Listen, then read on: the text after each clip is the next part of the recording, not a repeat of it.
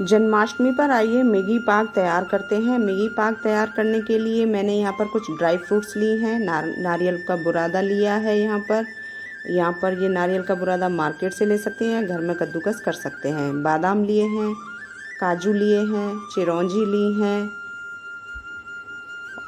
मखाने लिए हैं, देसी घी लिया है और लगभग मैंने यहाँ पर 200 ग्राम मावा लिया है।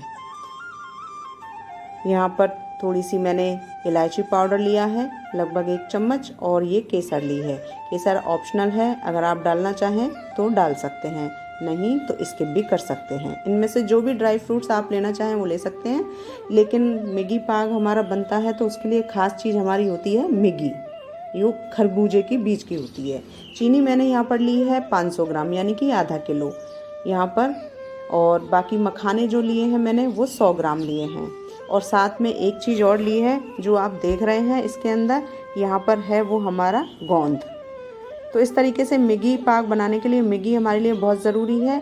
और थोड़ा सा हमने घी लिया है ये, और बाकी की सामग्री आप अपनी इच्छा अनुसार ले सकते हैं। ये गोंद है तो यहाँ पर गोंद भी हमने डाला है, इससे स्वाद बहुत अच्छा आ जाता है। और आप डालना चाहें तो डाल सकते हैं, अदरवाइज आप स्किप भी कर सकते हैं। इनको भूनना है जब तक ये फूट ना जाए।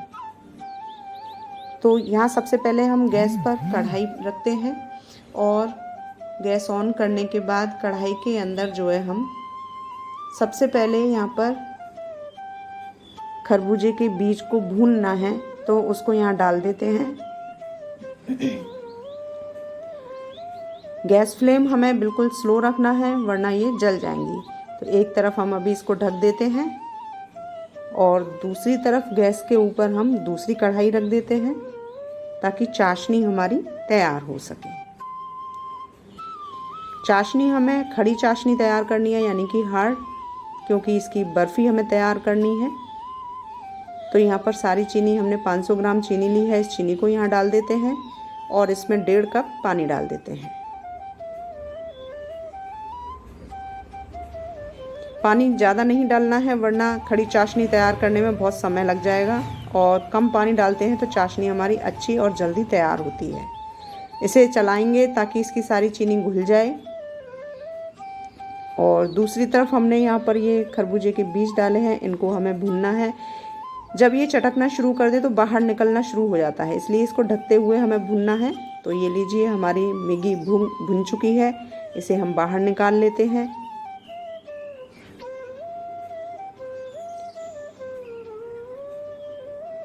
ऐसे ही हमें अब घी डालना है इसमें।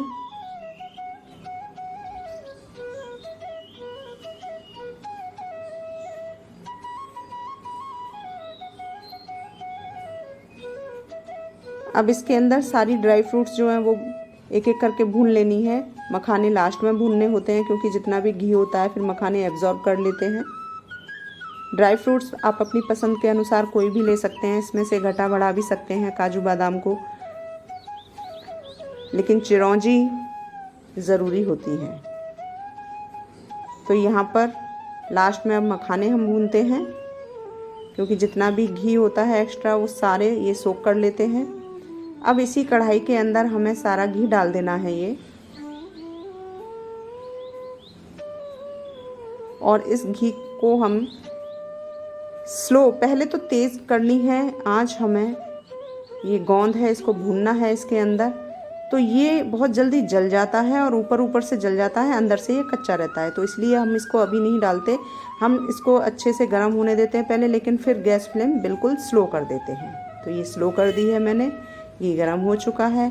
अब इसमें हम थोड़े थोड़े करके भूनेंगे, यानी कि 2 बार में, और इसको तब तक भूनना है जब तक कि इसका फूला तैयार ना हो जाए, यानी कि ये फूल ना जाए अच्छे से।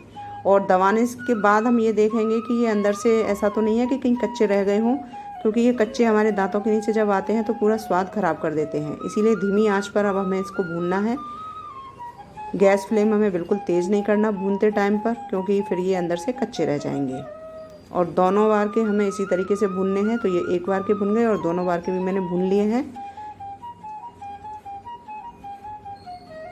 यहाँ सारा मसाला अब हम जो भी हमने मिक्सचर तैयार किया है इन सबको, ये आपके सामने है, इन सबको हम मिक्सी में पीस लेते हैं और एक पाउडर तैयार कर लेते हैं। परंतु हमें इसको दरदरा ही पीसना है।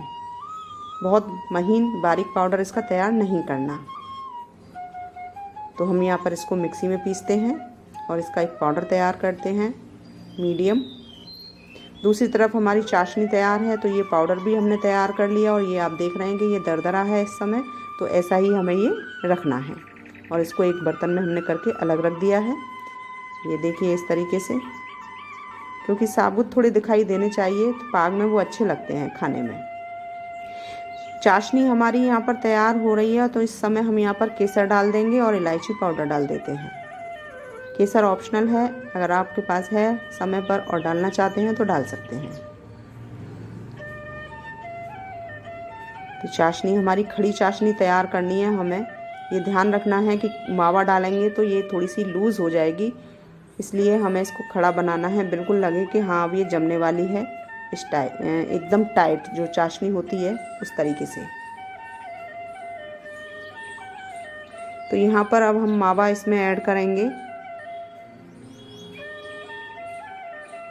ये मावा है, इसको हम धीरे धीरे ऐड करेंगे और चलाएंगे बाद में, क्योंकि मावा डालने के बाद चाशनी थोड़ी सी लूज़ हो जाएगी।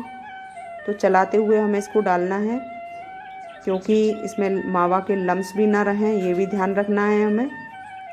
और इसको लगभग 2 से 3 मिनट तक हमें और चलाना है। आंच हमें तेज़ ही रखनी है इस पर, अब स्लो नहीं करनी गैस फ्लेम हमें बिल्कुल भी। और इसको अच्छे से हम डालेंगे और मिक्स करेंगे। तो यहाँ जितनी भी इसकी पाक की जो सामग्री है जो हमने पीसी है, इसको हम धीरे धीरे करके डालेंगे।